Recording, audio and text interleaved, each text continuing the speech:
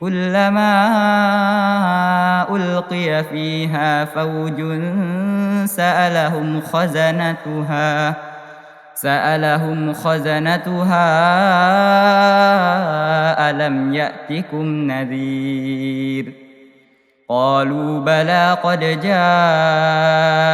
نذير فكذبنا وقلنا ما نزل الله من شيء إن أنتم إلا في ضلال كبير